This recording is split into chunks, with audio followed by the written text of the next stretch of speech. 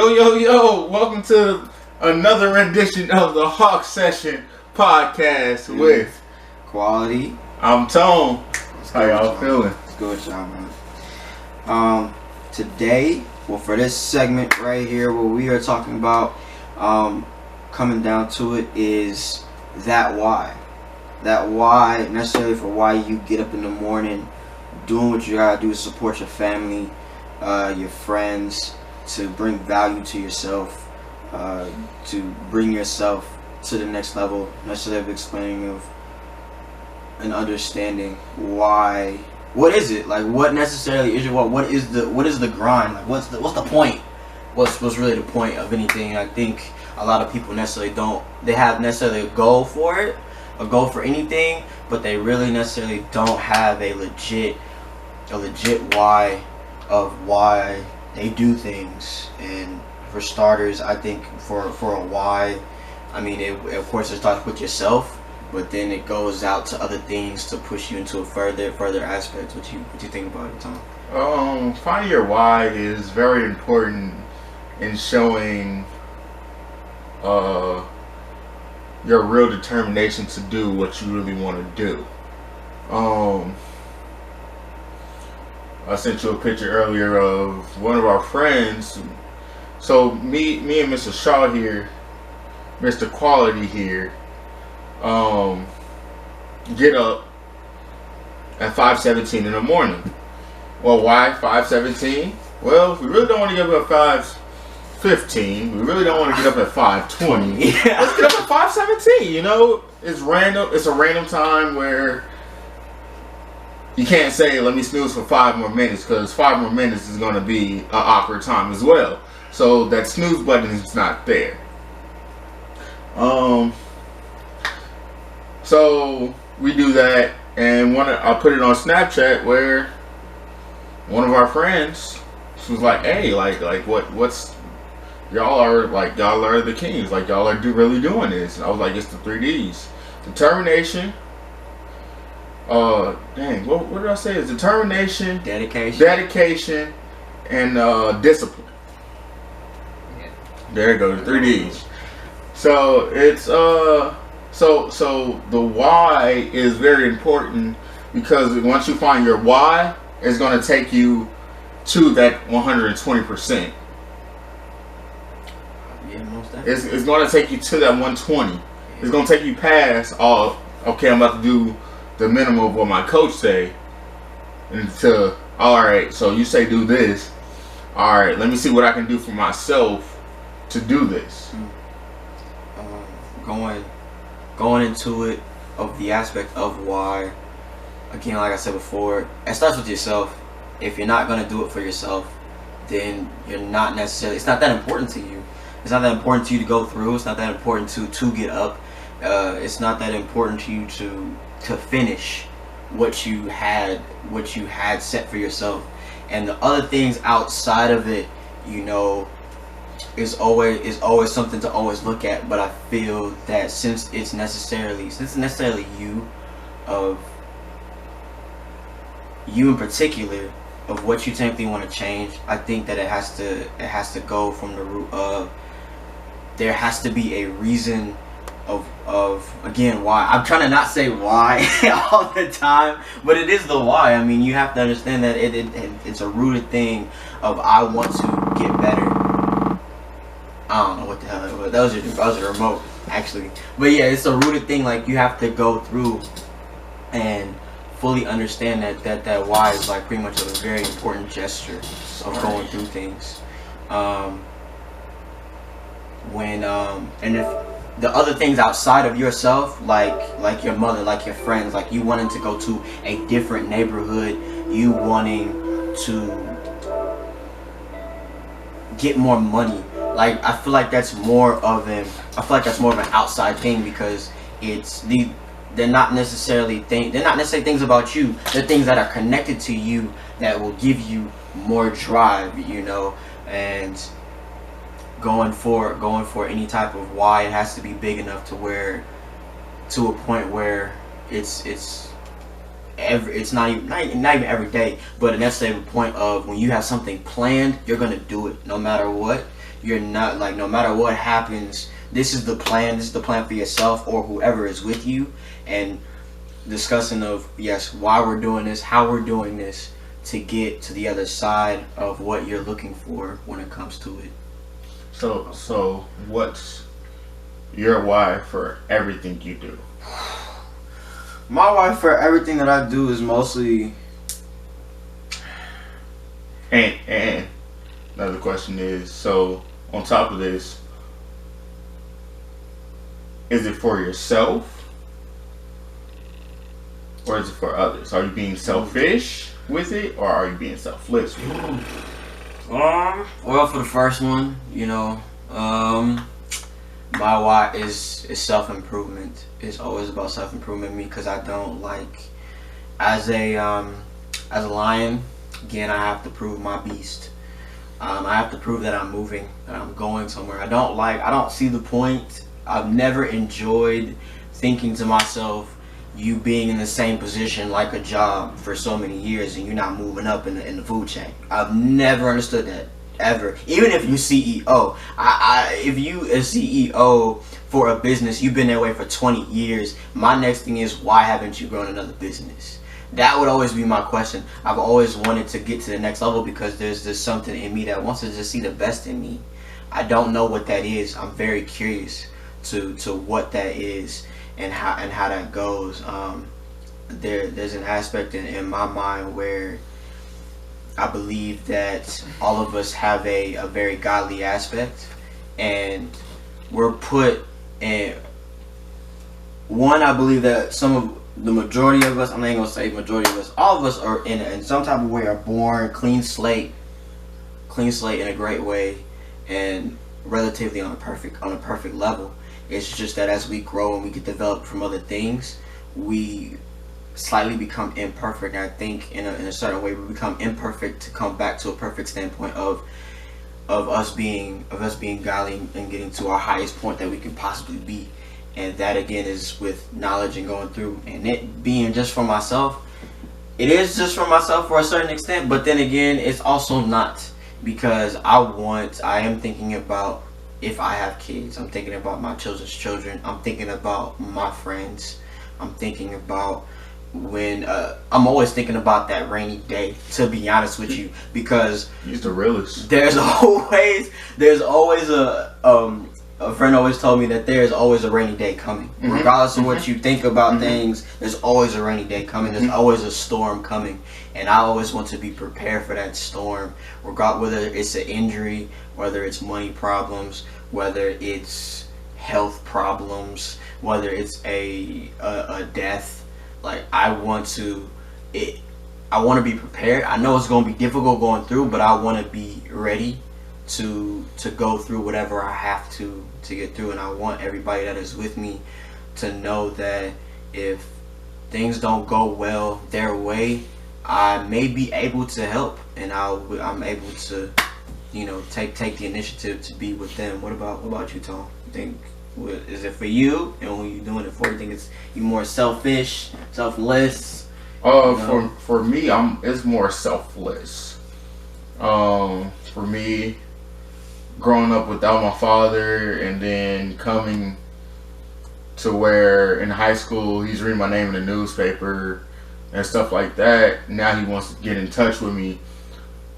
Me and my brother both vowed that we'll never treat our kids like our fathers did us. So for me, I'm doing this because I want to help. Yes, right now I want to help people that don't, the next generation that don't have fathers. I want to be that father figure towards them, that saying, hey, that's because you didn't have a father, you don't have to go to the streets, because I did it. I didn't go to the streets. I never sold drugs. Like, it's like things like that. Like, I really want to change the pandemic of the minority group. And yes, it starts today, because I need to get my foundation right, learn each different thing about the body, the mind, and the soul, so when I do get to the next step, to where I can help, I'll be able to do it. It's for me. It's that is my. I feel like that's my gift, as you saying, being godly. That's my godly gift to help others. If I can help you mentally, physically, emotionally, I feel like I'm succeeding in life. Yes, I want to go professional. Yes, I'm getting my degree that's not dealing with coaching or mental or physical, but I feel like God gave me a gift to where I still can know that physical, that mental, without having a degree for that. I see. I like that. Well, maybe both of us, and even a lot of people that we know at a certain point have grown up without fathers. We can all just necessarily agree about that. There's necessarily, I don't know if it was a trend. I think it's still trending. So going back to Dr. Eric Thomas, it's a generational thing. It's a dang. If he did it for me, I can do it for the next, and that's a trend that I want to stop. I'm a junior. I'm changing my name soon. I don't want to have a name of a person that I don't know. And that's my thing. Now, that's me being selfish. That's me being like, oh, you just gonna change your name like that? Yes. Why should I be named after? Why should I have a last name of a family I don't know? So that's my thing. So for one, I want to stop this generational fathers not being there for their child, and also help the next generation for the kids that don't. Let me be that father figure and be that mentor that I really didn't have until I got to high school, where my coach was like, all right, cool, let's do this. Okay. I like he said, like just changing the name because of what he does, who he doesn't know. You know, my father was in my life a significant amount, but when it counted, you know, he wasn't there when I was actually growing up to be a man, and I had to find other men to show me how to do. And I respect the last name of Shaw. I take that with pride. Why? Because that's my mother's last name. I don't want to take that away from her. I don't want to take that away from me. But I have to make that last name mean something. I changed my middle name necessarily to quality because that's what I feel that I am and what I can be. And plus, we don't necessarily want quantity. It's not always about quantity. It's about quality. It's not about the amount. Yeah. It's about making sure that what you do have is what you get. Completely. And what I did with my last name for the last name Shaw to mean something, I made an acronym for it with my I think it was very interesting that what I wanted to do. I wanted to change what that meant. My ex at the time, you know, I discussed with her that I wanted to bring out a new vision for the Shaw, and I brought some ideas to her, and we both came up with the idea of supreme, handsome, and wisdom of knowledge. That's completely the whole aspect of what I want the name Shaw to be. When I look at my kids, or I even look at my nephew, my nieces, when they carry that with them, even with even blood, if they don't have that last name, I want them to be proud of the idea that Shaw really means something. And I'm putting it to work right now. Been putting it to work for years, of me growing to the potential of being completely supreme. You already know I'm handsome out here. In the and there's already for the A because the beginning of the alphabet, just and, because we're putting in extra. And then wisdom of knowledge, that wisdom that I have within myself, I have to put to the knowledge that I already have within myself to bring it out in the best way. And that's what I've done with my name. And I think between the both of us are perfect examples of the changes of what a person can do. And that simply is a why by itself, because our fathers were not in our lives at the appropriate time. The changes that we have to make to break the cycle, just plainly break the cycle that has already been a generational thing. We trying to end it right now. Especially for young men that's growing up with mothers.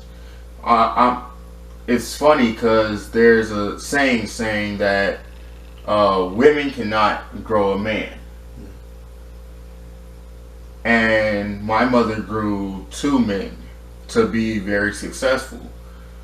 Me and my brother are the only 2 in our immediate family that went to college.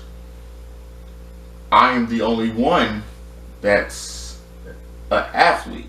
And being an athlete at a university and not knowing, I can't talk to my family about being a D1 athlete because nobody else been there. Nobody knows how it feels. Nobody, like, dang, like it's a full. I'm having 2 full-time jobs right now that I'm not getting paid for, and one of them I have to pay for. But nobody knows how that feels. So my why is get this experience, because it's only going to be experience that I can do once. I have 4 to 5 years to take this experience, learn from it, and then if my kids want to do sports, show them how to do it. And for the kids that I do coach, I do mentor, show them that it can be done from a male's point of view who hasn't had a father. Yes, there's multiple people that grew up without their father and are successful. But if you really look at the NFL, I'm a NFL guy. If you look at the NFL, you got Ray Lewis, who didn't have his father. But his why he made it to the NFL was because he was tired of living in a household where his mother was getting beat up on. So he had a deck of cards. A 52 deck of cards. All the number cards, that's how many push-ups he did. Once you got to the Jack, King, Queen, that's 10. Ace, 25. Jokers, 50. And then after that got easy to him, he added another deck. Now he's up to 3 decks of cards that he do. And then after he get done doing the push-ups, then he'll do the sit-ups. Why was he doing that? Because he got tired of his mama getting beat by these men. So when the men beat his mom, he beat them. Big time. So now he's using that anger that he had in the NFL. Yes, his father is in his life. He doesn't regret it at all. He does not regret it at all. But that experience helped him provide for now his kids and maybe his grandkids. And now he's showing that you can be successful from nothing. You can go from nothing to something. I think it's always interesting to me of like how there are many whys to what a person does. It's just, I feel like there's just a why that has to get you one out of bed and one for you to show up. You know, if you show up, that's the beginning of most things, and then the work I would consider, you know, showing up is the easy part, doing the work is the hardest. And again, if it's not first for you, because I know that you want to move. Everybody wants to move in some type of way. A lot of people don't want to be in the same spot, but then a lot of people get comfortable. Another why of mine is that I like being comfortable. I really do. As a lion, it sounds very awkward, but I really like being comfortable. You know, sitting around doing nothing is actually one of my best friends, because for a very long time, I've always done something. You know, I'm always wondering when is that time where I can sit back and relax. And now I'm actually getting to the point in my mind where I'm unwinding the gears to figure out, bless you, to figure out that really it's not really a stopping point for me. I have to keep grinding because there has to be a bigger point in me that I always want to reach. I will never find out who I really am if I don't keep pushing. Another thing is like when, you know, ever since technically like the 7th grade, I'm considerably, arguably have been like the best in what I've been able to do when it comes to athletics. And there's always been this magnificent big old doubt, pain, and frustration when it comes down to the idea of I might not get to my goals. There's a lot of us that feel like that we just don't like the frustration of doubt and realizing that we might not make our goals, but at the same time I'm finding out that same pain and doubt is what has pushed me. Last year there was a lot of doubt against me because people thought I wasn't going to produce like I was supposed to. I got injured. I was sitting out for a while. But that same doubt, that same frustration within myself was just like, you know, I'm going to show up regardless, and I'm going to show up better than anybody. I'm going to work harder than anybody because I've done this for so long. I know exactly what I've been through, how I've done it, and I don't want that doubt in me anymore. But that same doubt is what honestly pushed me. It's what mostly pushes you because you have doubt in yourself. You don't want that doubt anymore. You don't want that pain. So there are lots of whys. My point of that is there's just a lots of whys that you just have to pick from the bunch to get you through, to get you to push through whatever you got to get to see that end result that you want to get to. And most definitely, if you don't necessarily have a good why, I don't think that whatever this big thing is that you're trying to accomplish, you will definitely fall short of it. I mean, definitely, if that why is not solid.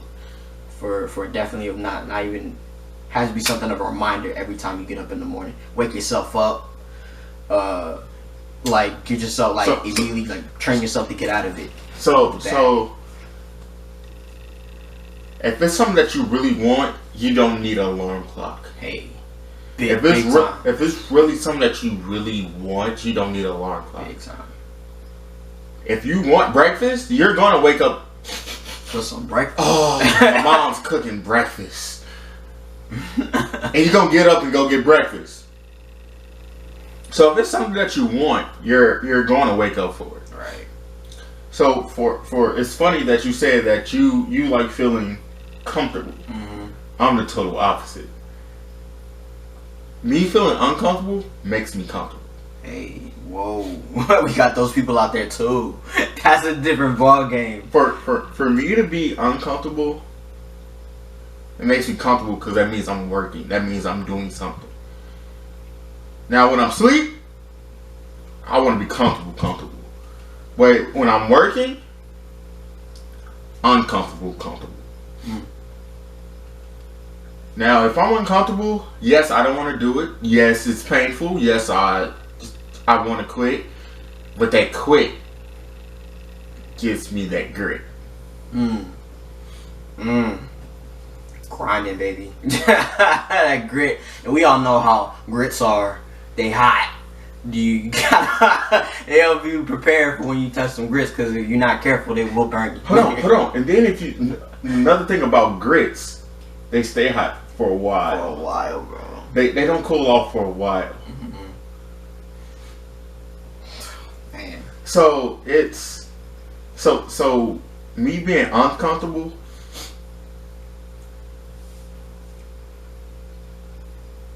So, like I said earlier, me and him get up at 5:17 in the morning. There's been times where he's like, all right, cool, like, it's time for night, like it's shutout time. All right, cool. He goes to sleep. I stay up till about 1, 2 o'clock. And I still wake up at 5:17 having to wake him up. Be like that. Why? Because I got that grit. Like, dang, like, yes, I don't want to get up. Yes, I want to hit that snooze button. Yes, no, not today. Like, no, like, I'm not feeling it. But for my end goal, for a lot of you, he's a short sprinter, I'm a long sprinter. I'm an 800-meter runner. So I'm going to be uncomfortable for 500 meters into my race. So I have to be comfortable with being uncomfortable. It's a fact. So me getting up at 5:17 in the morning, only having 3 hours of sleep, all right, it's time to go work out. Dang, I really don't feel like doing this. It's the same mindset that I have during a race where I'm like, dang, like why am I putting myself through this? This is a tough race. But there's tougher races that I don't touch. So that's my career. That's what knowing, oh dang, this hurt. But there's some of my teammates that's also winning that they're very painful as well. Yeah. Me as a short sprinter, you know, me, it's kind of interesting with me because I'm a sensitive individual. Being a short sprinter is violent. It's a violent action. I don't always like to be violent. As a person, I like to be like a little soft, be a little bit sensitive, you know, I like to be there. But since the short sprints is an explosive and an aggressive thing, I have to learn within myself to be a very attacking individual when it comes to my sport. And that means I can't just be attacking when it comes to just being in my sport. I have to be attacking in everything that I do. And it has to be in every single aspect of my life that I have to attack, because then it will all come back to the track, and then everything else will just completely connect. So that's even more so of my why. I have to make everything connect in a very balanced way. Everything is very aggressive, very attacking, very ongoing, but fluid. And that's the only way I can feel it. Like if I go into practice being very violent, very heavy, and then I go out and dance and I'm not the same way, you will see a difference. You would definitely see a difference in my dancing from the past times, because I'm not being aggressive. I'm being all sensitive with it. I'm being all cool with it. No, I have to bring that same energy so everything flows and brings together, so at the end of the day it all combines into me and it gels into myself, to where the next day I can bring it back to, even when I don't want to do it, it all comes back to me in the same way in my mind, like naturally. And then at that point it's just muscle memory that, alright, I'm finna be aggressive, I'm finna be on point at it. And again, of that, why? Because life is aggressive. School is aggressive. I mean, even though at this time we don't necessarily have jobs, we don't necessarily have a continuous amount of income coming to us, that's still an aggressive action of, it's not every day that we know that money's always coming into our pocket, but again, we know that we're going to eat. And that's a different aspect of coming to things, because you want to be aggressive of going to get something, but at the same time you know that it's already being fulfilled. So again, it's just of a realizing of how do we make a balance of making our why affect every part of our life correctly, so it gels into us well and adaptive, to where the next day that we can have that same grind, that same grit to go for anything that we want to put our mind to, or even add anything on extra to us. Because we can't just add on anything extra and it's just sensitive. Like I can't just decide, for me, I can't just decide one day I want to do hair. I like the aspect of doing hair, but doing hair for some people, that's a sensitive thing. You got to be sensitive to people's scalp, sensitive to people tying. You have to have more patience than most things, and that's a sensitive thing, which I'm also working on my patience. But being patient is a very sensitive thing to do, and be calm, and that's not always for me yet. Yes, there's some situations where I have to change to figure out maybe how can I be more aggressive in this aspect, but I can't just add it on like is this something that I'm just born to, because I'm not. You know, I have to find a way to make it all gel inside me, to understand that yes, this is the top thing that I do. I'm here because of track. I'm here having a scholarship, doing my best that I can because of my aggressiveness, my ability to get on the track and completely dominate, completely compete without anybody telling me anything. That's my aggressiveness. So you don't know about this, But yesterday at practice, I changed. So the last few years, sometimes you got to change yourself to get the results you want. So for me, I used to be goofy, laughy, talk to everybody, have fun at practice. And it wasn't working. When I go to the meets, I want to get into serious mode and want to, oh yeah, don't talk to me, but then people want to come up and joke with me, and I'm like, hey, I'm in meet mode. So every day I walk into practice now, I'm always in meet mode. Don't come to me laughing, don't come to me giggling, don't tell me about, oh, we got this party, we about to go drink tonight. No, I don't want to hear none of that. I'm here for practice. And one of my coaches, my event coach came to me, was like, hey, fix your face, this is not you. I said, it's season time. I'm in season mode. Another coach came to me, was like, it's funny because he was like, you Gucci? For one, why are you using Gucci? Yeah. For everybody don't know, you Gucci mean are you good? So he was like, you Gucci? I was like, it's season. It's track season. Let's go. Like, I'm ready to do this workout. His same actual event coach. We had a sit down. His event coach, actually the head coach. We had a sit down, and I discussed with her, like, what happened last year when everybody was on that doubt with me, and I let her know up front, like, I was the person that stepped up when everybody was looking at this other person to be the person. I'm the person that stepped up and did what he was supposed to do. And at the same time of that aspect, I told her, like, when I did what I was supposed to do, y'all looked at it as I did what I was supposed to do. Y'all didn't look at it as he's injured, he wasn't supposed to do that. They looked at it as this is what he was supposed to do anyway. And I let her know that aspect, the reason you put so much on this person to do what he was supposed to do, you kind of forgot me at the same time, but looked at my win as that's what he was supposed to do. And I was like, I told her, I was like, I put every effort. He didn't do what he was supposed to do because he didn't put as much effort as he did. I put more effort, double the effort to get back and do what I was supposed to do in order to make the win happen, to make some points happen for us to be on the board.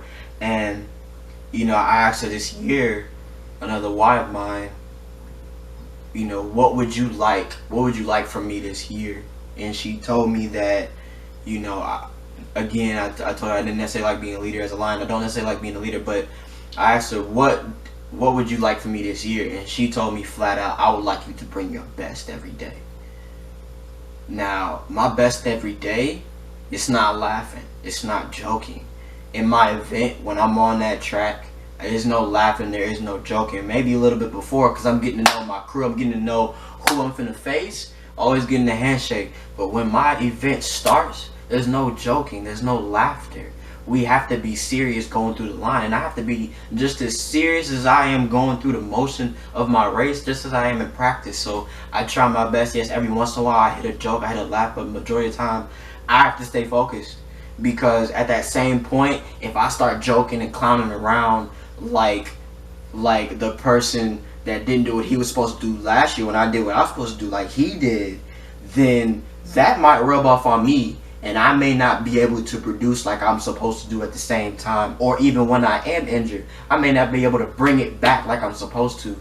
And that's all about, mindset. Now, I get that, joking around and cool and, partying around is all good, to release some stress. But at the same time, I can't do that. I've remained the best for so long when it comes to my event going through the years, and a lot of people have seen me as like, that they look at me as the person you're not supposed to be doing that. I've always realized that, and that's another why for me. So because like I'm looked at as I don't look like what I'm supposed to be doing. Like, it gives me more drive to do what I need to do to completely, like, just within myself. That's like the majors of why. Like, I don't look like what people look at me as like I don't look like what I'm supposed to do, but that gives me even more drive to do what I need to do to go to the next level. So have you ever thought about, you know, these are one of my favorite quotes out of every song. This is my favorite quote. Real G's move in silence like lasagna. Right, like lasagna. So have you ever thought about not getting that recognition? Absolutely. That you needed? Maybe they know that you don't need that recognition. Maybe they know that your drive is good enough as your recognition, and knowing that you scored points for the team was enough. Absolutely. And that's, again, like, I realize like that's also like a very good pinpoint to my drive of why I do things. Mm-hmm. I'm okay now with, because I've realized like almost pretty much my whole entire like career has been like I've been the best, but not have gotten the complete recognition that I've actually believed that I deserve. Yes, I've gotten awards, but the complete recognition that I think that I deserve, I've not necessarily got. And now it's necessary from last year, I've really realized like that not recognizing actually pushes me more. So now I'm more okay with it, but I actually stay myself on that tip of the edge of realizing, yes, I'm okay with it, but I'm still not. So it still gives me that edge of continuing it to be my why, because I realize that if I cross that line of I'm completely okay with it, then I realize that why for me will disappear, and that will put me back into another comfort zone that I have to get myself back out of, like, eventually. So yes, I've realized that. So for you, would you rather have the recognition of doing what you're supposed to do and have that recognition, or have them not say anything to you? Would you rather what happened to you to stay, or would you, like, if you go back in time and it would change, would you rather have the recognition of all the coaches coming up to you, congratulations, you did your ish, like, cool? You know, I don't know. I have to be honest with you, I don't actually know, because both standpoints give me both drive. When somebody recognizes me as a person, when I think I'm not being watched, that puts me at a better standpoint in my mind, like, okay, I'm going in the right direction, I know what I'm supposed to do. And at the same time, when nobody recognizes what I'm doing, that also gives me that, again, that little edge of I can do what I want to do. So then in my mind, I'm like, so when I do what I do, they're gonna be surprised. They're gonna be like, oh snap, didn't see that coming. You feel me? That's one of the best things I've always liked. Like, oh snap, where did this come from? You know. So yeah, I don't know. I know that from not getting that recognition, I've gotten here, and I'm proud of where I'm at right now. And if that actually completely continues, I would be completely fine with it. But I know that at the end of it, you know, just like I had that discussion with Coach, at the end of it, she owned up to it. So she recognized what she did. She did say sorry. So at the end of it all, I think that I will get my recognition. It will come eventually, and that's another why, like, not all things are gonna come to you immediately at that moment. But recognize that your work that will be put in, know that it will come back to you in some type of way, like it will, like, reverse. Yo, real quick, for you, Tom, when it comes to that why, because I'm good with it when it comes to, like, watching your races and everything. Mm-hmm. During the moment, because a lot of people during the moment, they lose the why and they stop. You feel me? So you, as an 800 runner, I know that you came to the place of it's better for you to run and not necessarily have a strategic move for yourself. Mm-hmm. Mm-hmm. So during your races, when you're in the moment, do you feel that your why is more vibrated when you're running a long race of doing an 800, or do you feel like that you're just completely in the moment and you're doing what you need to do for that, and then the why will come after you finish the race? It's going to come from me after the race. For me, I zone out of my race. I trained all this time, 5, 6, 7 months. I trained for this one moment. Yes, this one moment is going to happen every week, but I've trained for this one moment. So I let my body strategically take care of itself. Oh, keep right down. I want to make. Did I actually press the damn button? I don't even know if I did or not. Hold on. I did not. I'm such an idiot. Actually, I did. I'm stupid. No, I did. Okay. You did? It looked like I didn't. Okay. So for me, I zone out. I completely zone out and let my body race. I've raced so many 8s where I can't even tell you what happened in that race. If I can tell you what happened in that race, that means I was thinking too much, and that means I had a plan and it didn't go as planned, or it did go as planned, and now my body, as you said when you race, that you know when you're putting that power and you're being violent, I know that muscle memory is there for my race. Now at practice, that grind, because I have a volume of work that I do on a daily basis, my why gets me through practice, but then my practice gets me through the meets. So my why is there, but my why, I don't think about, oh, that's what I'm gonna. I gotta do good today so I can get my why. No, my why is what got me here today. That grit got me here today. As you know, everybody don't compete on a weekly basis due to injuries, due to grades, due to the coaches not feeling like they're prepared enough to compete. And the fact that the coach, for one, that my grades are good enough to compete, I'm healthy enough to compete, and the coach believe in me enough to compete, that means my why is there. Do you feel like all those whys are just in the moment when that race starts? All of them are just it's there. It's there. Okay. Now, if I have to start thinking about strategic plans and getting there, that means my why is not there. My why is I need to win. But every winning all the time, because in high school I used to win a lot of races, and you start getting complacent with winning. Right. See, one thing I honor about Mayweather is he's not complacent about winning. He's confident that he's going to win, but he's not complacent with winning. After a while, I got to the point where I started playing games while I was running. I'm gonna let you lead this time and I'm gonna catch you, because I know I can. Or I'm gonna run, get out in front, and then I'm gonna back off, let you catch me so you think you have a chance, and then I'm gonna outrun you. So I was playing mind games with people when I was running.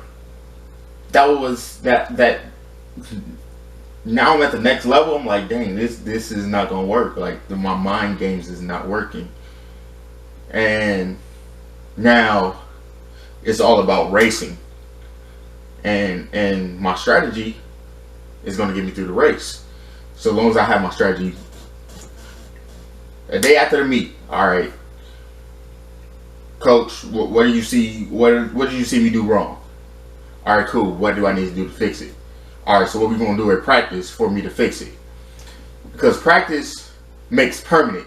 Most definitely. But perfect people go to practice. Yay! That's one of the many quotes that my high school coach instilled in me, and tried to instill in my other teammates in high school, that really they really didn't grasp. They'll miss a practice. They'll be late to practice. They will have due practice. But what you do at practice is what you're going to do when you compete or in life. If you're being lackadaisical practicing, you're going to be lackadaisical in life. Hey. I had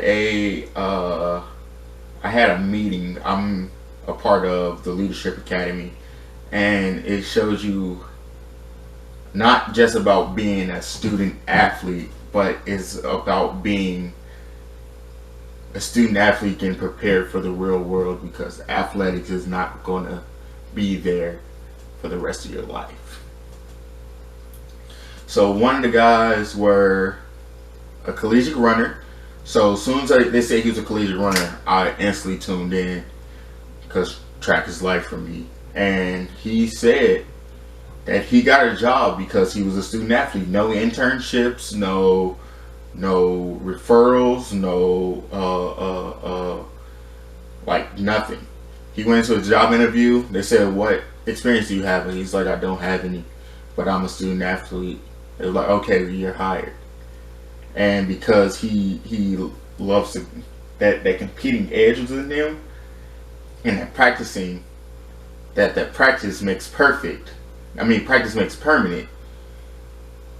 His grit that got him through college, he's using today in his life. And he's worked in 5 different states for the same company. Wow. In 5 different areas of that company. Damn. That's pretty serious. Damn. Back to what you were saying about the person being in the same position for 20 years. He graduated in 2006 from college. It's 2020, and he had 5 different positions in 5 different states. From California to Maryland. And he has 3 different kids. And each one of them kids was conceived in a different state. So, his why, he wanted to be a professional track athlete. If anybody don't know about track athletes, we really don't get paid that much professionally. Unless you're Usain Bolt or Allison Felix or Sonny Richards-Ross. You really don't get paid that much. So for him to know, oh yeah, I don't get paid that much, alright, cool. So his first job was in Santa Monica, California. Why? Because he can train year round, and he can also work. But then he seen that, oh snaps, I won't be good enough for track. I don't have the time to train like I want to. Let me devote all my energy and time into my job. And that's why he was able to come and talk to us at our Leadership Academy. He's from Indiana, moved to 5 different states, and now he's back in Indiana.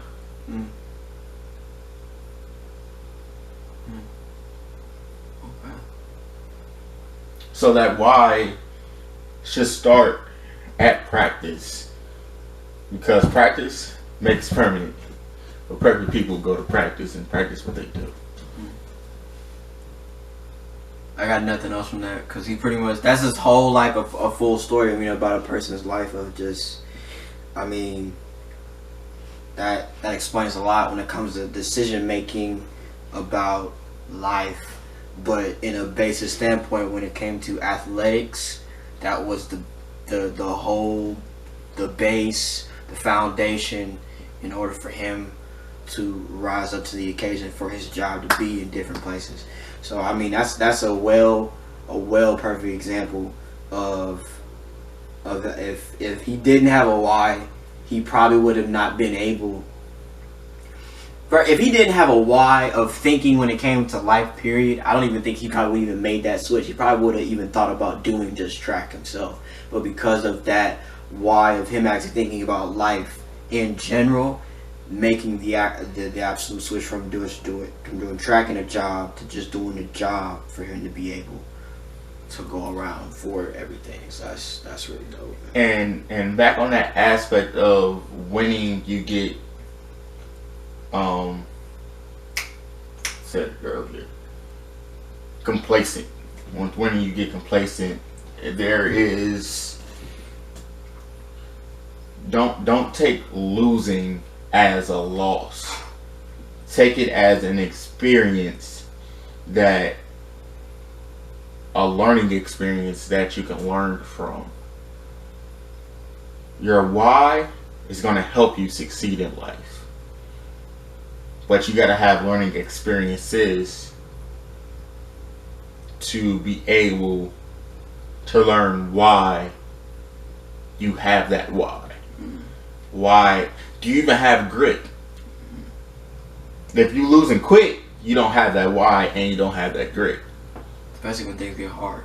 Things get hard and you quit, definitely don't have it. Don't have the grit. So, yeah. Really don't. It's kind of hard to.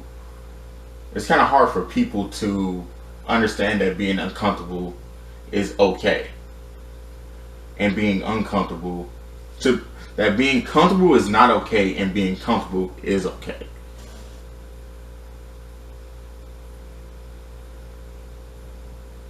And that's an overall standpoint. So yeah, people,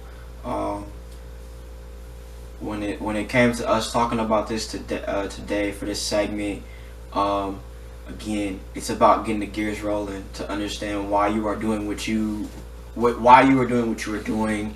Understanding that your why can definitely put you and your mind in a very, not necessarily a straight path, but definitely a well prepared path to be where you need to be. Because sometimes, just because you want to be somewhere doesn't mean that you're supposed to be there. Mm-hmm. Mm-hmm. And it's better for you to take the needing path for a better life in the long run, because we're about being here in the long run. Like, life is not a sprint, it's a marathon. A long marathon. Even though I'm a sprinter, it's some steps to take to get to, to any point. For me as a sprinter, I know that the race starts when the first step hits. And it has to be as quick as possible, but it also has to be the most technical step as possible to be ready for that next step. And that's important for anything, and especially for a Tones event, since it's longer. My first step really, it matters, but it doesn't matter. It matters in the term of time and the term of PRing, but it doesn't matter. If you're just focusing on the race, it doesn't matter. The real race doesn't start till 300's left. 400's left. The first part of the race is, this is just to get you tired. This is just to get you to your breaking point, and then the real race starts. And then it matters who has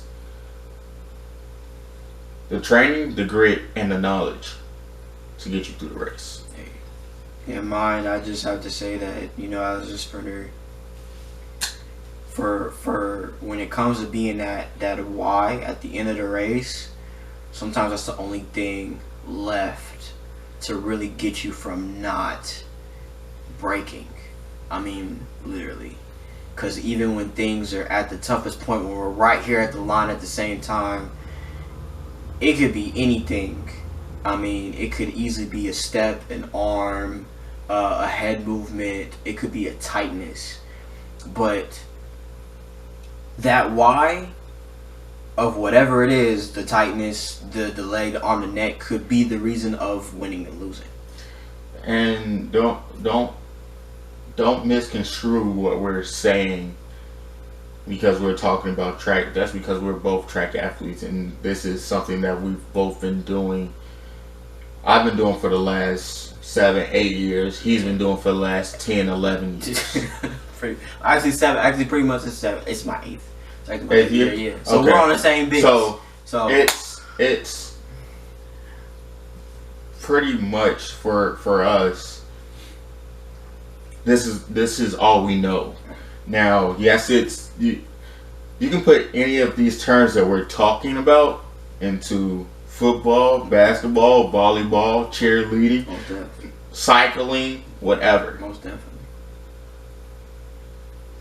It just matters how hard you practice, how much knowledge you gain from practice, how you put the knowledge that you gain from practice into whatever craft you're doing.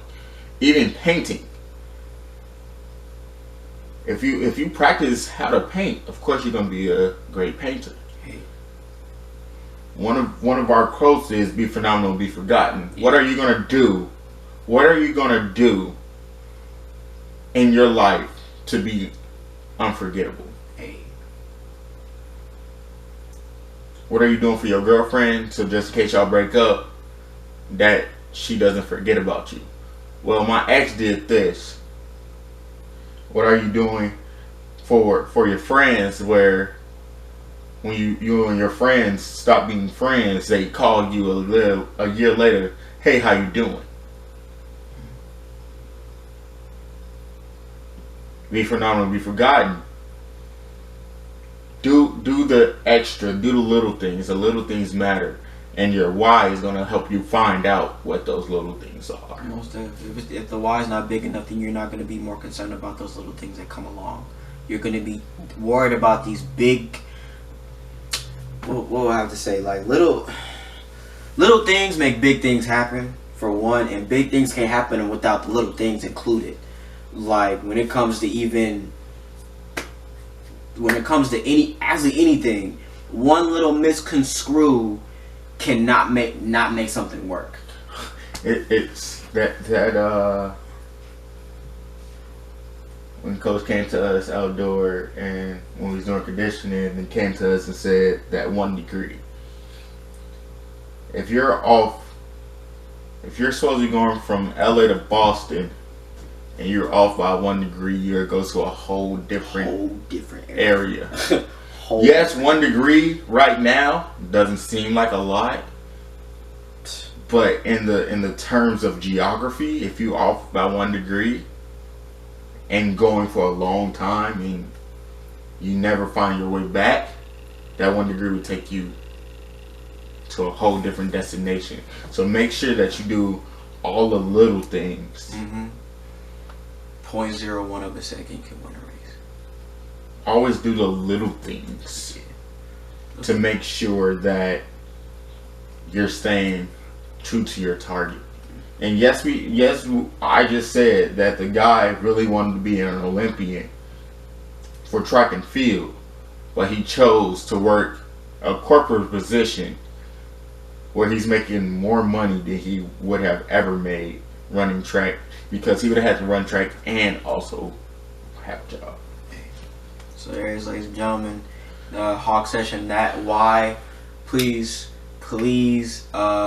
share, like, comment, and be aware of why you are doing things in life. I hope that our examples and our talking has either brung this to some of y'all's attention, getting you on the right path, or has reinstilled the value of why that you already have your why as it is already. So if you have any questions, comments, or concerns, our Twitters are in the bio and we can help you find out your why, help you edit your why,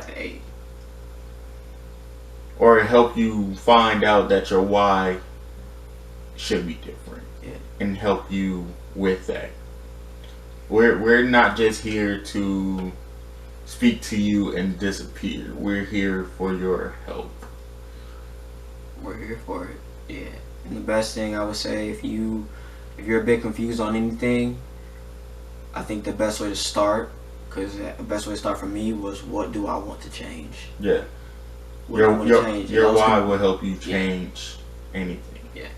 What do you want to change? And even those changing things, what do you want to change, and the result of it can easily be a why and a difference. So, like, definitely y'all reach out if y'all can. If you don't want to reach out, just keep watching, keep talking to somebody about it, because we trying to raising the flags now for you to be aware, because no matter how old you are, life is coming, and you need to have something in your heart, in your mind at all times to keep you going forward.